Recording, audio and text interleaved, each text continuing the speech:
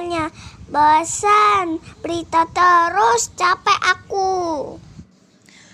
Sabar, beritanya seru nih. Enak.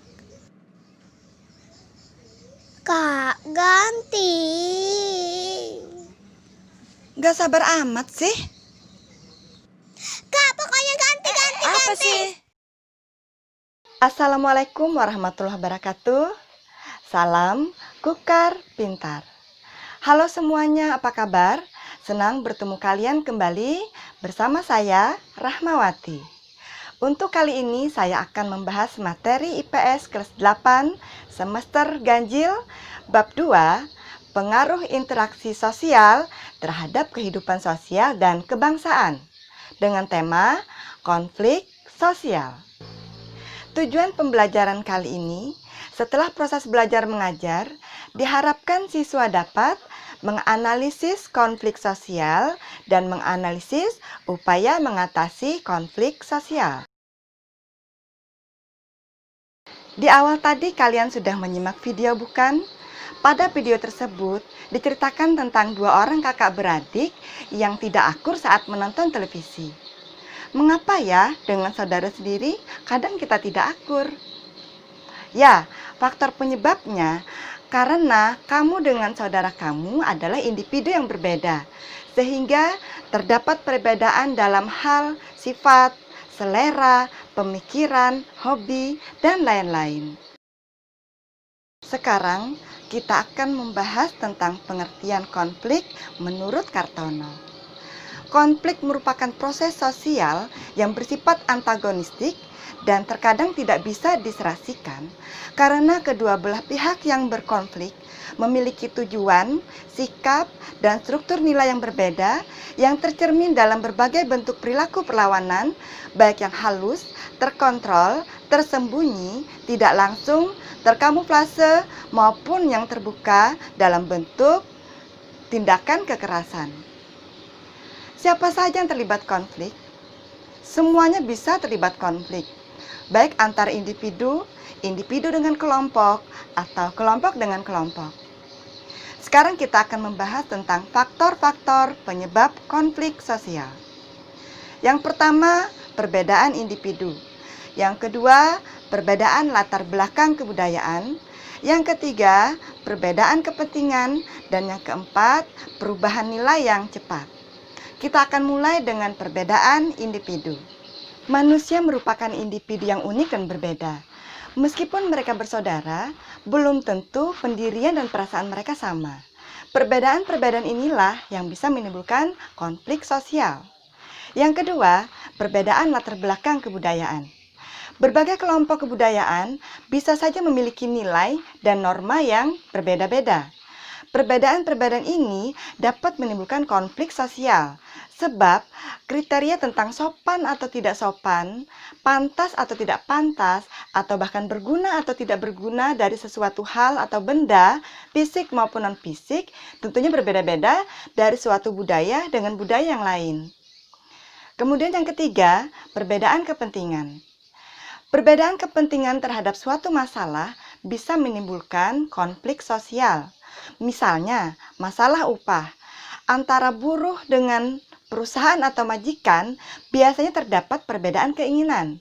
Buruh ingin upah yang tinggi, sedangkan perusahaan atau majikan ingin upah yang rendah, sehingga menekan biaya perusahaan. Berbeda bukan? Tentunya bisa menimbulkan pertentangan atau konflik. Yang keempat, perubahan-perubahan nilai yang cepat. Pada suatu keadaan darurat, perubahan cepat perlu dilakukan. Misalnya saat pandemi COVID-19, memaksa pembelajaran harus dilakukan secara online.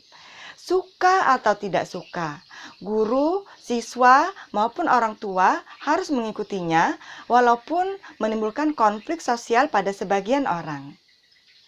Sekarang kita akan membicarakan tentang akibat-akibat konflik sosial. Yang pertama, meningkatnya solidaritas sesama anggota kelompok. Terjadinya konflik dengan kelompok lain justru dapat meningkatkan solidaritas sesama anggota kelompok yang sedang mengalami konflik dengan kelompok lain, karena mereka memiliki musuh yang sama. Yang kedua, retaknya hubungan antar individu atau kelompok. Konflik yang terjadi antar individu atau kelompok dapat menimbulkan keretakan hubungan. Keretakan tersebut dapat terjadi sementara atau permanen dan akan bisa diperbaiki jika pihak yang berkonflik mengakui kesalahan dan saling memaafkan. Akibat yang ketiga, yaitu terjadinya perubahan kepribadian para individu. Perubahan kepribadian dapat terjadi pada kedua belah pihak yang mengalami konflik. Kedua belah pihak dapat saling menyesuaikan atau justru masing-masing mempertahankan kebenaran yang diyakini. Selanjutnya, rusaknya harta benda dan bahkan hilangnya nyawa manusia. Konflik yang berujung pada kekerasan fisik dapat menyebabkan kerusakan dan hilangnya nyawa manusia. Sebagai contoh, konflik yang diakhiri dengan peperangan. Akibat lain dari konflik sosial diantaranya akomodasi atau penyesuaian, dominasi atau penguasaan, bahkan penaklukan salah satu pihak yang terlibat dalam pertikaian. Sekarang saya akan membahas tentang cara menangani konflik. Yang pertama adalah cara menghindar. Kadang orang merasa tidak ada manfaatnya melanjutkan konflik dengan orang atau kelompok lain, sehingga dia berusaha untuk menghindar atau menjauhi masalah dengan orang tersebut. Yang kedua, dengan cara memaksakan kehendak. Terdapat individu atau kelompok yang memandang bahwa pendapatnya atau idenya paling benar dan dia berusaha memaksakan kehendaknya dalam memenangkan konflik. Orang ini tidak peduli apakah orang lain menyukainya atau tidak. Yang ketiga, menyesuaikan kepada keinginan orang lain. Orang dengan tipe ini biasanya mengorbankan tujuan pribadi untuk mempertahankan hubungan dengan orang lain. Yang keempat, tawar-menawar. Dalam proses tawar-menawar, individu akan mengorbankan sebagian tujuannya dan meminta lawan konflik mengorbankan sebagian tujuannya juga. Yang kelima, kolaborasi. Orang-orang dalam cara ini akan berusaha mengurangi ketegangan di antara mereka dan memulai pembicaraan untuk memecahkan masalah yang memuaskan keduanya. Sekarang saatnya kita latihan. Silahkan cari informasi dari artikel atau media televisi, media sosial, dan lain-lain tentang masalah dalam pembelajaran daring.